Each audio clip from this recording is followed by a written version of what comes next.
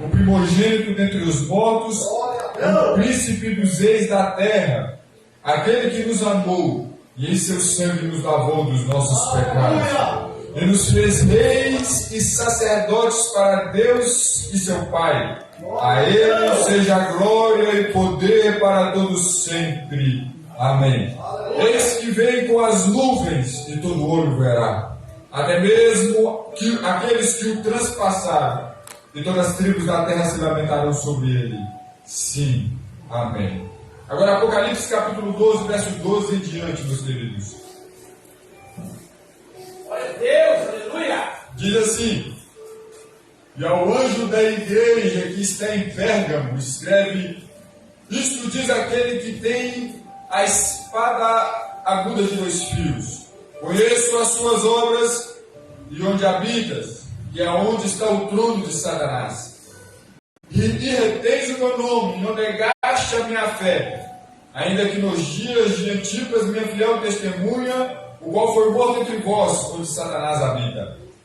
Mas algumas poucas coisas tenho contra ti, porque tens lá os que seguem a doutrina de Balaão, o qual ensinava Balaque a lançar tropeços diante dos filhos de Israel, para que comessem dos sacrifícios da idolatria e fornicassem.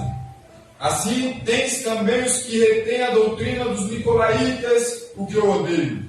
Arrepende-te, pois, quando não em breve virei a ti, e contra eles batalharei com a espada da minha boca. Quem tem ouvidos ouça o que o Espírito diz às igrejas. Ao que vencer, darei a comer do maná escondido, e dar-lhe-ei uma pedra branca, e na pedra um novo nome escrito, o qual ninguém conhece senão aquele que o recebe. Amém, meus queridos? Podem se assentar. Eu quero fazer apenas mais uma oração. Curva sua cabeça e vamos falar com Deus mais uma vez. Seu Deus é eterno Pai, aqui estamos nós mais uma vez na tua presença. Eu te peço, ó Deus, em nome do seu Filho Jesus, perdoa os nossos pecados e as nossas falhas. Porque a tua palavra nos diz que não há homem que não peque, mas ela também nos diz que contigo está o perdão para que os homens viverão. Portanto, eu te peço, perdoa-nos de toda e qualquer barreira, toda e qualquer coisa que possa nos impedir de sentir a tua presença nesta noite. Eu te peço, ó Deus, vai quebrando agora. Eu te peço que toda distração do diabo, ó Pai, eu te peço em nome de Jesus que venha ser desfeita. E que o Senhor possa abrir a nossa mente, o nosso coração, para que possamos compreender a tua palavra e que possamos crescer na graça e no conhecimento do nosso Senhor Jesus Cristo. Eu te peço em nome de Jesus que possamos sair daqui impactados pelo poder da tua palavra. Que possamos sair daqui, ó Deus, transbordando do teu Santo Espírito. E que possamos transbordar a tua presença nesta noite. Que possamos transbordar a tua presença a caminho de nossa casa. Que possamos transbordar a tua presença durante essa semana. E que ela venha estar sempre conosco. É o que eu te peço e te agradeço. Em nome de Jesus. Amém. Meus queridos,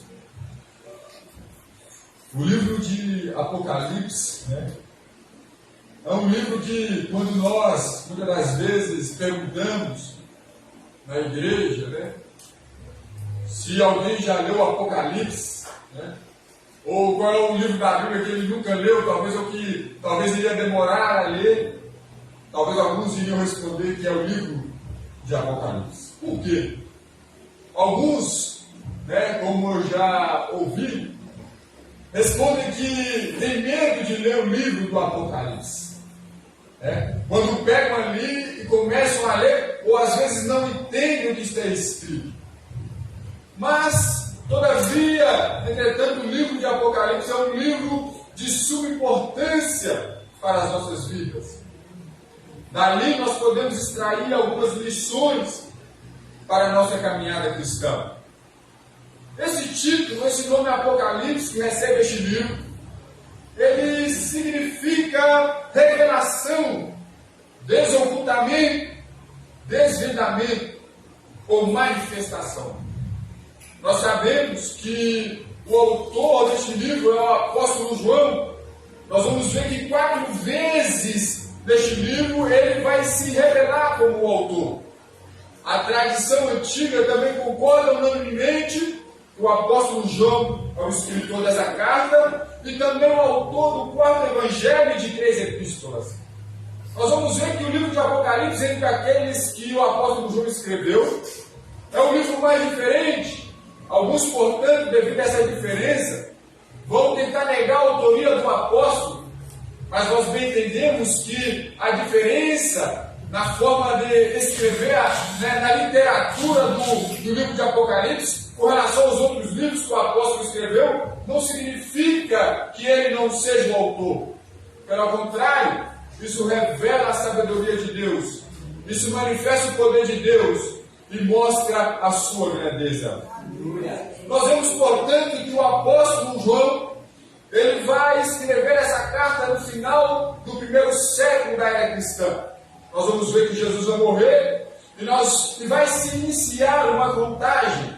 Nós vamos ver que a partir de Cristo, que a história é dividida em antes e depois de Cristo, e que a partir de Cristo começa-se a primeira era, os primeiros anos da caminhada da igreja cristã. Nós vamos ver, portanto, que este livro, que foi o último a ser escrito, ele vai ser escrito no final desses primeiros 100 anos, deste 1º século. Ele vai escrever aproximadamente 94, 96 depois de Cristo, quando Domiciliano ainda estava governando. Nós vamos ver que nessa época, como que nós acabamos de ver, Roma dominava. Roma estava no poder naquela época, e consequentemente, nós vamos ver que seus costumes, suas práticas, sua religião, nós vamos ver que o Império Romano ele dominou uma diversidade muito grande de povos, e consequentemente nós vamos ver uma grande mistura, um grande sincretismo, nós vamos ver uma grande diversidade de cultura, de religião, de pessoas. Como talvez no Brasil nós temos japonês, índio, nós temos russo, nós temos todo tipo de pessoas, de origens diferentes aqui neste país. Portanto, nós vamos ver que esta carta ela vai ser escrita dentro desse contexto. Nós vamos ver que o apóstolo João ele foi o último apóstolo que sobreviveu ao chamado. Deus havia escolhido 12 homens e havia destinado esses 12 homens a realizar uma grande missão. E desses 12, o último que sobreviveu nessa caminhada foi o apóstolo João. Nós vamos ver que neste momento ele vai estar preso na ilha de Patmos por pregar a palavra de Deus. Essa ilha se localizava no mar Egeu, a sudoeste de Éfeso. O apóstolo Paulo havia sido banido para essa ilha, uma ilha onde os criminosos ficavam presos, uma ilha da qual era, aos olhos daquela época, impossível de se fugir. O apóstolo João, por causa da mensagem do Evangelho, ele vai ser lançado nessa ilha. Mas mesmo estando preso na ilha, mas mesmo estando naquele local, talvez longe da sua família, longe das igrejas a qual ele havia pastoreado, longe das igrejas a qual ele havia fundado e levantado, nós vamos ver que a palavra de Deus não estava presa. Nós vamos ver que mesmo preso fisicamente, espiritualmente o apóstolo João estava livre. Portanto, mesmo na ilha de Patmos, Deus vai fazer uma visita àquele homem e vai lhe dar uma revelação para a sua igreja. Meus queridos, nós vemos, portanto, que este apóstolo foi preso. E ele, antes de ser preso, ele estava em Éfeso ministrando e fortalecendo essas igrejas. Agora, preso, o apóstolo não podia mais ministrar pessoalmente. Portanto, Deus, através da pessoa de Jesus Cristo, vai agora dar ao apóstolo uma mensagem, algumas informações que ele deveria transmitir às 7 igrejas da Ásia. Portanto, agora nos voltando mais especificamente para este livro, nós vamos ver que ele nos traz algumas lições importantes. E eu quero destacar aqui algumas lições importantes no capítulo 1, porque algumas informações que nos é dada no capítulo 1 ela serve de base para tudo aquilo que vai acontecer posteriormente. Portanto, nós vamos ver que o capítulo 1, a carta de Apocalipse, vai começar nos dizendo sobre a pessoa de Jesus Cristo. Ela destaca alguns pontos fundamentais cujas lições são preciosas e que mostram que o livro de Apocalipse é uma continuação de toda uma obra já realizada. Nós vamos ver que Deus começou uma obra em Gênesis e agora Ele vai dar continuidade. Essa obra passa com Abraão, Isaac e Jacó. O povo entra na terra prometida com Josué. Nós vamos ver que vão se passar o tempo, o povo vai cativeiro para a Babilônia, volta para a terra prometida. Nós vamos ver que Deus levanta alguns profetas, dentro desse período de silêncio, que Deus agora enviou o anjo Gabriel até a cidade de Nazaré, onde Maria estava, para poder anunciar o nascimento de Jesus Cristo. Nós vamos ver que Jesus nasce, anuncia a mensagem do Evangelho, morre, ressuscita e envia os 12 apóstolos. E agora os 12 apóstolos, os 11 morrem e permanece só o apóstolo João. E tudo o que aconteceu era apenas um plano que Deus havia, era algo que Deus já havia planejado na eternidade. E estava apenas realizando, Deus estava apenas colocando em prática. E esse momento aqui, que nós lemos, o livro de Apocalipse, é apenas uma continuação de tudo aquilo que já havia acontecido. Nós entendemos, às vezes, quando lemos o livro de Apocalipse, muitas das vezes devido a dificuldades que tem de se entender, o livro de Apocalipse, nós não conseguimos entender que este livro, ele faz parte da caminhada cristã. Ele é uma continuidade da obra que Cristo realizou na cruz do Calvário. Portanto, nós precisamos ter essa consciência e entendermos o que aqui está escrito. Portanto, no capítulo 1, ele começa nos destacando algumas lições preciosas. Ele começa nos dizendo, Ele nos amou, no capítulo 1, ele destaca esse ponto, Ele nos amou e nos lavou os nossos pecados do seu sangue. Isso é de suma importância, meus queridos. Por quê? Porque nós precisamos entender que existe um futuro melhor para a igreja. Só que este futuro melhor para a igreja só foi possível porque Jesus um dia nos amou. E Ele nos amou e demonstrou esse amor por nós, como o apóstolo Paulo nos diz nas cartas aos Romanos, quando Ele derrama o seu sangue na cruz do Calvário, nos dando a oportunidade de alcançar o perdão dos nossos pecados pela remissão através do seu sangue. Portanto, Deus tem um plano para a igreja. Deus tem um plano para nós. Deus tem algo melhor nos esperando. Mas isso tudo só foi possível porque um dia Ele nos amou primeiro. Porque um dia Ele enviou Jesus Cristo e lavou os nossos pecados no sangue do seu Filho. Ele nos amou. Ele se entregou por nós. E este é um ponto fundamental que nós precisamos entender, meus queridos. Porque aqui consiste uma das bases da caminhada cristã, da obra de Cristo, na qual Ele se entregou por nós. Nós não podíamos pagar o preço para alcançar a remissão dos nossos pecados.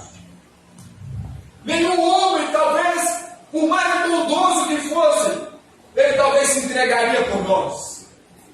Talvez, como disse o apóstolo Paulo, na carta aos Romanos, se não me falha agora, no capítulo 5, ele vai dizer, ora, se por uma pessoa boa alguém ouse morrer, talvez por uma pessoa ruim, ninguém vai fazer isso. Mas Cristo morreu por nós, mesmo estando nós ainda no lamaçal do pecado distante dele. E nisso, Ele demonstra o seu amor por nós, morrendo por nós, mesmo sabendo que um dia nós poderíamos negá-lo. Isso consiste no amor de Deus. Ele morreu por nós, mesmo sabendo que nós iríamos pecar contra Ele. Ele morreu por mim, mesmo sabendo que um dia eu poderia negá-lo. Ele morreu por pessoas, mesmo sabendo que elas virariam as costas para Ele. Ele morreu por uma humanidade, mesmo sabendo que muitos não o ouviriam. Ele morreu por nós, mesmo sabendo que havia a possibilidade de nós negarmos o seu nome e não recebê-los em nossa vida. A segunda lição que o apóstolo destaca neste livro, no capítulo 1, é que Jesus esteve morto, mas hoje Ele está vivo. Ele lavou os nossos pecados no seu sangue. Segundo, um dia Ele morreu por nós, mas hoje Ele está vivo. tivesse ido para a cruz, morrido e não tivesse ressuscitado, o apóstolo Paulo vai dizer que nossa esperança seria vã. Se Jesus não tivesse ressuscitado, nós não estaríamos aqui hoje, meus irmãos. Jesus morreu por nossos pecados e ressuscitou para a nossa justificação. Aleluia. Se Jesus não tivesse ressuscitado, nós não teríamos o perdão dos nossos pecados. Mas eu posso me alegrar, meus queridos. Mas eu posso me regozijar em Deus. Mas eu posso me gloriar, sabe por quê? Porque Jesus morreu no meu e no seu lugar. Ele foi para a sepultura, mas ao terceiro dia ele ressuscitou. E nós precisamos ter consciência disso. Nós precisamos saber disso, que Jesus não está morto, ele está vivo. E que diante de qualquer tribulação você não precisa temer. Diante das incertezas você não precisa se alarmar. Porque ele está vivo. Eu não sei o que você está vivendo na sua casa. Eu não sei o que você está passando lá no seu trabalho. Eu não sei qual é a luta que você está enfrentando, mas uma coisa eu sei: ele está vivo. A doença pode bater na porta. Nós devemos nos lembrar: Jesus está vivo. Às vezes o desespero toma conta do nosso, mas Jesus está vivo. Eu tinha uma coisa, eu acho que já contei para os irmãos, que não tinha cura. Era para que morrer aos 15 anos. Mas uma coisa, ele ressuscitou dentre os mortos. Ele está vivo. Porque ele está vivo, nós podemos ter. Glória a Deus. O terceiro ponto que o capítulo 1 vai nos ensinar é que ele é o princípio e ele é o fim. Ele estava lá no princípio, mas ele também está no fim. Aleluia. Oh, glórias. Portanto, quando ele fala de alguma coisa, quando ele fala que vai mudar a tua história, quando ele fala que vai te curar, quando ele fala que vai trabalhar, que vai agir, ele não está falando de algo que ele não conhece, não. Ele está falando de algo que ele já está vivendo. Ele está no começo, meus queridos, e ele está no final de tudo. É como ele disse, se ele estivesse dizendo para nós: ó, pode vir, eu já passei por todo esse processo e venci. E vou ajudar vocês a vencerem também. Eu estou no princípio. Antes de tudo ser feito, eu estava lá. E quando tudo terminar, eu também vou estar lá. Ele é poderoso, meus queridos. Ele é extraordinário. O livro de Apocalipse, no entanto, ele nos traz algumas lições importantes. E a quarta lição que ele nos ensina, de forma geral, no capítulo 1, o livro de Apocalipse é um recado de Deus para nós. Resumidamente, o livro de Apocalipse é Deus dizendo para nós: eu já sei como vai terminar tudo. E vocês querem saber mais? No final, eu venço. Aleluia! Deus, no livro de Apocalipse, nós não precisamos ter medo de ler o livro de Apocalipse. Não, meus queridos. Nós não precisamos ter gente que fica com medo do fim. Não, o livro de Apocalipse é Deus dizendo para nós: eu venci. Aleluia. Agindo eu, quem vai me impedir? Eu fiz tudo e eu determino como tudo vai terminar. Aleluia. Ele venceu. Esse Deus é lindo. Esse Deus é extraordinário. Esse Deus não só nos chamou para viver uma vida nova, mas Ele também nos diz como tudo vai terminar. Aleluia. Portanto, não tenha medo. Aleluia. Oh, glória. Nós não precisamos ter medo do que há de acontecer, porque Ele já garantiu a vitória. Ele já garantiu como tudo vai terminar. Ele já garantiu o sucesso. Aleluia. O apóstolo, ele nos dá diversas lições do capítulo 1, que não dá tempo de nós destacarmos. Mas ele começa agora no capítulo 2, enviar algumas cartas a algumas igrejas que estavam na Ásia. Ele envia 7 casas, Éfeso, a igreja que estava em Éfeso, Esmina, Pérgamo, Tiatira, Filadélfia, Laodiceia. Ele envia 7 igrejas que estavam na Ásia. Essas 7 igrejas refletem algumas coisas na nossa vida espiritual com Deus. Essas 7 igrejas, elas demonstram algumas coisas na nossa vida espiritual e que nós precisamos nos atentar. E eu quero destacar apenas a que nós lemos aqui nesta noite. Apocalipse, capítulo 2, verso 12. E ao anjo da igreja que está em Pérgamo escreve: isso diz aquele que tem a espada aguda de 2 gumes. Ora, o apóstolo João agora, ele vai destinar uma carta à igreja que estava em Pérgamo. Uma coisa que nós precisamos entender, meus queridos, que a cidade de Pérgamo não era uma cidade com grandes rodas, como Éfeso e Esmina, não. A cidade de Pérgamo era a maior e a mais famosa da cidade naquela época. Por quase 400 anos, a cidade de Pérgamo, ela foi a capital da Ásia.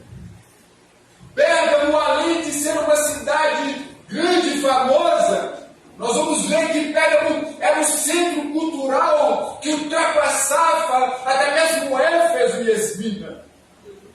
Nós vamos ver que a maior biblioteca, uma das maiores bibliotecas da época, se encontrava em Pérgamo, só perdendo para a biblioteca que se encontrava em Alexandria. Isso talvez para nós não tenha importância, mas nós precisamos entender esse ponto, que ela era um dos maiores centros culturais, para que nós podemos entender o que a igreja de Pérgamo passava. Nós vamos ver que, além de ser o maior centro, dos maiores centros culturais daquela época, nós vamos ver que era também o centro religioso mais importante do mundo antigo.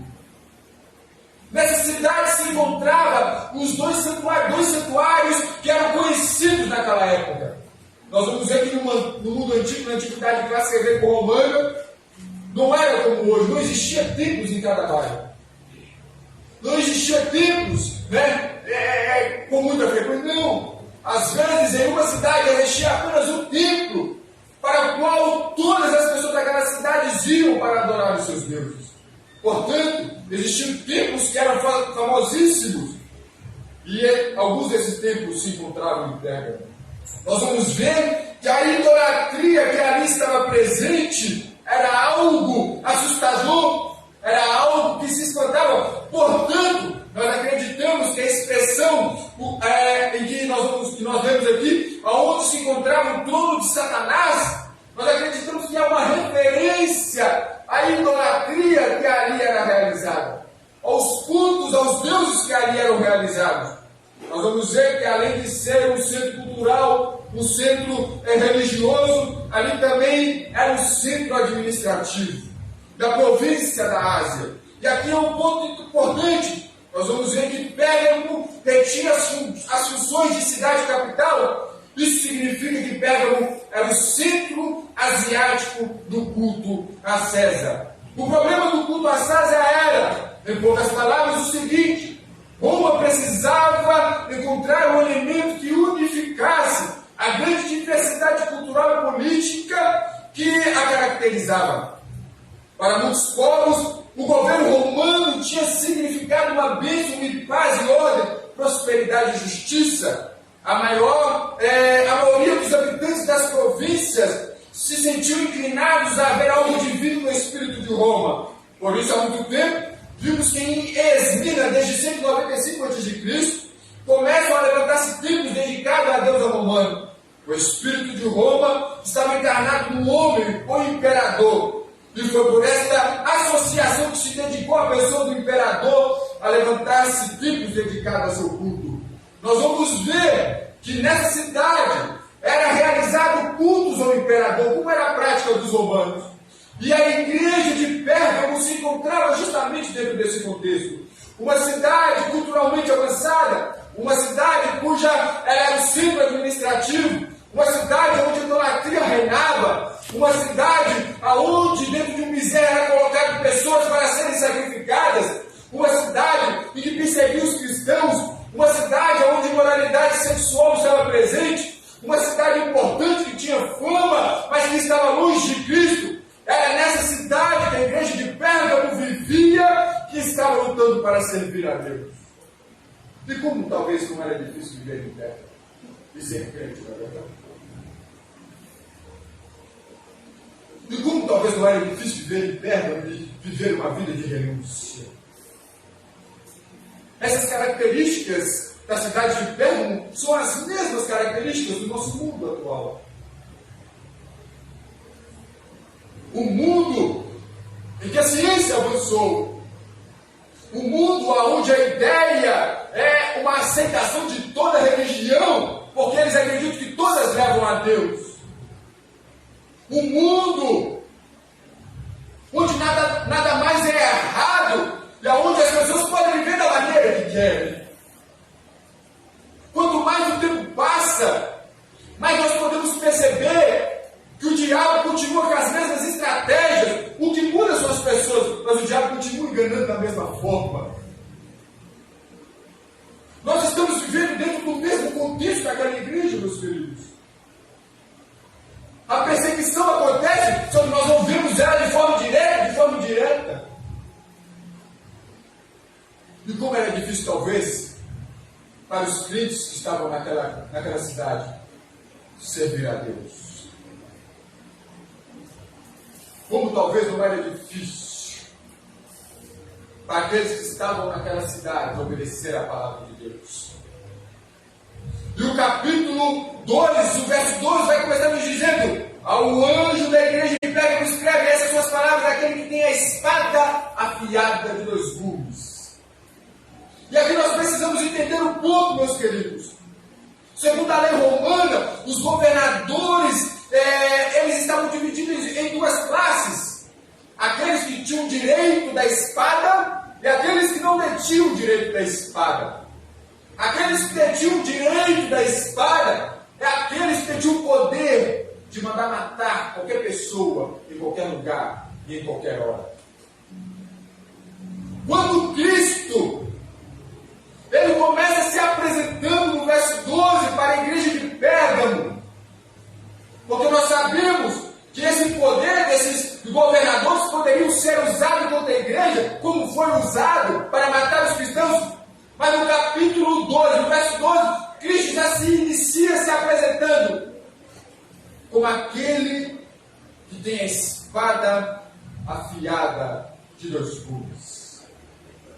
É como se ele estivesse querendo dizer para a igreja de Pérgamo: ora, quem tem a última palavra sobre a vida de vocês sou eu. Quem tem a última palavra sobre a vida de vocês não é o imperador. Aleluia! Não é o general do exército. Não é o governador, não. Quem tem a última palavra sobre a vida de vocês sou eu. Aleluia! Eu tenho a última palavra. Ele tem a última palavra sobre as nossas vidas. Aleluia. Ele detém o poder de dizer: não vai morrer. Ele tem o poder de dizer que o mar vermelho se abre. Aleluia! Ele tem o poder de dizer que as muralhas de Jericó vêm ao rumo. Ele tem o poder de dizer: 3.000 perseguirão 1 milhão, e esses 1 milhão cairão derrotados. Ele tem o poder de dizer: câncer vai embora. Ele tem o poder de dizer: fluxo de sangue vai embora. Ele tem o poder de dizer que o Jordão se abre. Ele tem o poder de dizer: ressuscita dos mortos Lázaro. Ele tem o poder de dizer: o espírito imundo vai embora. Ele tem o poder de dizer: não acabou, eu ainda tenho uma obra para realizar. Deus! Igreja de Pérgamo, não temas, porque eu detenho todo o poder. Eu tenho a última palavra. Glória a Deus. Verso 13 vai dizer: sei onde você vive, onde está o trono de Satanás.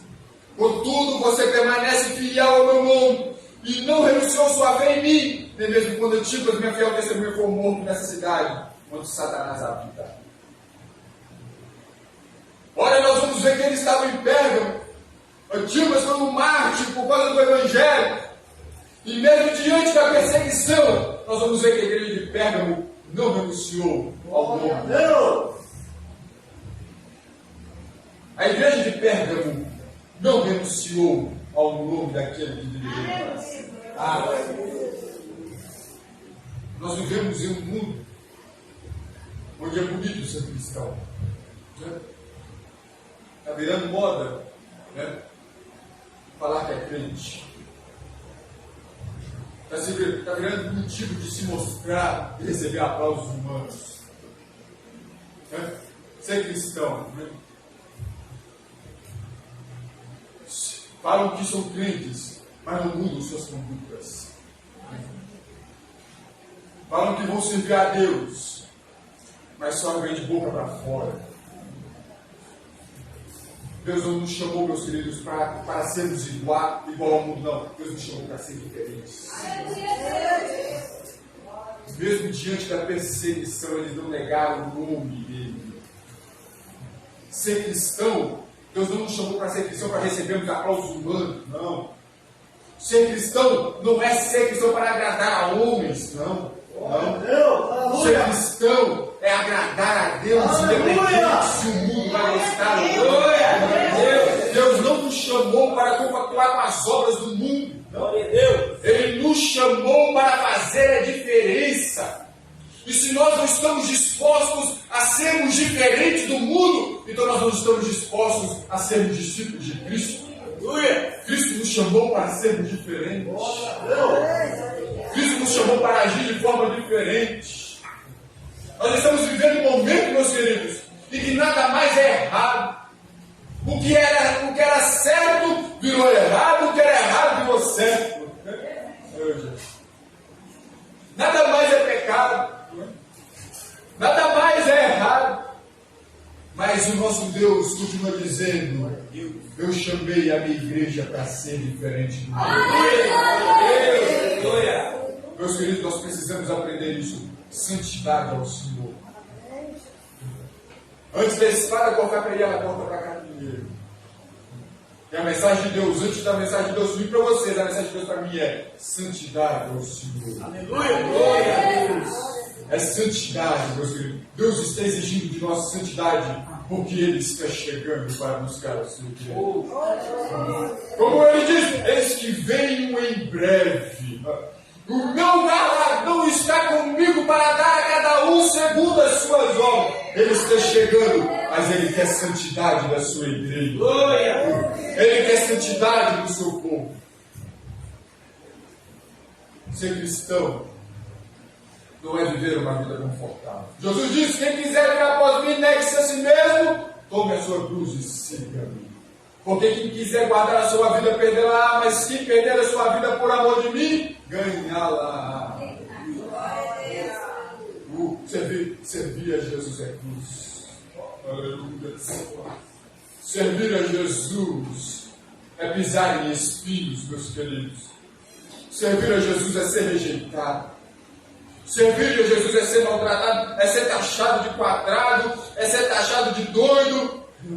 Glória a Deus. É ser taxado de fanático, é ser perseguido no trabalho, na faculdade. Onde quer que nós servir a Cristo é cruz. Servir a Ele é a renúncia. Glória a Deus. Nós precisamos entender isso. Ele vai nos abençoar, Ele vai nos dar a vitória, Ele vai nos guardar. Mas nós precisamos entender que a vida com Cristo é uma vida no deserto. É uma vida que nós precisamos entender. Nesse mundo nós vamos passar por tribulação, mas temos que ter bom ânimo, porque Ele venceu. Glória a Deus! Amém! Glória a Deus! Para nós finalizarmos, meus queridos, verso 14. No entanto, tenho contra você algumas coisas. Você tem aí pessoas que se apegam aos ensinos de Balaão, que ensinou Balaque a armar ciladas contra os israelitas, induzidos a comer alimentos sacrificados a ídolos e a praticar imoralidade sexual. De igual modo, você também tem os que se apegam aos ensinos dos nicolaítas. Para quem não sabe, os nicolaítas ensinavam que não era errado ter uma agenda com a imoralidade do mundo, que eles podiam fazer o que eles quiserem, que eles podiam participar do mundo. Verso 16: portanto, arrependam-se. Jesus está dizendo para a igreja de Pérgamo: portanto, arrependam-se, senão virei em breve até você e lutarei contra eles com a espada da minha boca. Verso 17: aquele que tem ouvidos ouça o que o Espírito diz às igrejas. Ao vencedor darei do maná escondido. Também lhe darei uma pedra branca com um novo nome escrito nela, conhecido por apenas aquele que o recebe. Aleluia! 2 pontos, meus queridos, antes de nós finalizarmos, porque as horas já se fim. Arrependa-te, porque eu estou chegando. E terceiro, aquele que vencer. Aquele que vencer.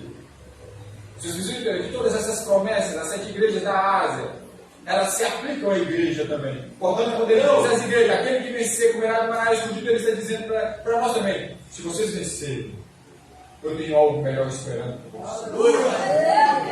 Se vocês vencerem, eu tenho uma eternidade para vocês. Mas, portanto, é necessário arrependam-se.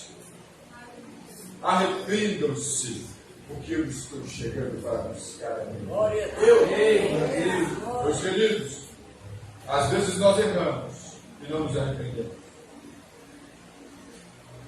Às vezes nós pecamos e o pecado se torna uma prática, às vezes, tão constante na nossa vida. E nós esquecemos de nos arrependermos verdadeiramente. Nos esquecemos que é necessário nós verdadeiramente nos arrependermos dos nossos pecados, para que nós possamos alcançar o benefício da salvação. Portanto, eu não sei como se encontra a sua vida. E aqui eu quero finalizar. Eu não sei como se encontra a sua vida lá na sua casa, lá no seu trabalho, na rua, né? Eu não sei como está a sua vida com Deus. Mas essa noite Deus nos chama ao arrependimento. Às vezes são aqueles pecadinhos pequenininhos, meus queridos, nós não damos valor. Às vezes é uma mentirinha que a gente conta, né? Não tem nada a ver. Deus sabe de tudo, Deus sabe mesmo. Que é errado, você precisa ser errado. Às vezes é uma mentirinha. Nós precisamos nos arrepender das mentiras. Às vezes nós sofocamos, né? Quando nos fofoca, vamos nos arrepender, meus queridos, das nossas práticas. São pecados costumeiros, na verdade, que a gente não percebe, mas Deus está vindo. Deus compreende todas as coisas, meus queridos. Às vezes você pecou contra o seu irmão, arrependas. Às vezes você pecou contra a sua esposa, arrependas. Às vezes você pecou mentindo, enganando, falou mal do irmão, arrepende. Porque Deus tem uma vida de santidade para você. Amém. Deus tem uma vida melhor para você. Fique de pé. Deus seja louvado, aleluia.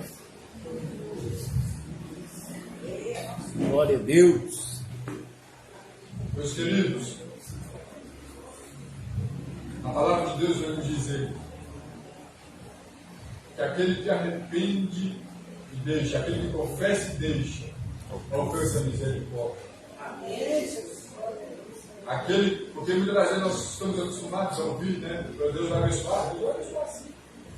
Deus vai, mas nós precisamos entender que existe áreas da nossa vida que é por causa de um pecado que está tudo travado. Às vezes é por causa do pecado da rebelião, às vezes é por causa do pecado da fofoca, da prostituição, da fornicação, é por causa da mentira, do engano, né? Às vezes as coisas começam a travar na nossa vida. Mas nessa noite Deus quer destravar todas as áreas da sua vida. Ele quer que você progrida em todas as áreas da sua vida, mas para isso é necessário se arrepender. Eu não sei se tem alguém aqui nessa noite que precisa voltar para Jesus. Talvez você está distante dele, né? Talvez você está afastado, né? Mas nessa noite Deus te chama ao arrependimento. Aleluia. Talvez você já é cristão há um bom tempo, mas precisa mudar algumas coisas na sua vida. Você tem levado a vida cristã de qualquer maneira, de qualquer forma. Nessa noite Deus te chama ao arrependimento. Talvez você entrou aqui nesta noite cansado. Talvez você entrou aqui nessa noite, né, com uma grande dificuldade devido à vida que você está levando. Mas Jesus talvez está dizendo a vocês: vinde a mim, vós que estáis cansados e fatigados, e eu vos. Tomai sobre vós o meu jugo, porque ele é os queridos. Ele nos chama a uma nova vida. Nós precisamos entender isso. Obrigado. Vamos orar.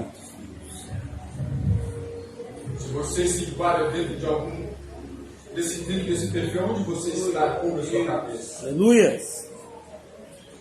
Eu não vou te chamar aqui à frente, não. Eu não vou te convidar, porque você pode vir aqui à frente e continuar da mesma forma. Você pode vir aqui à frente e não mudar de vida.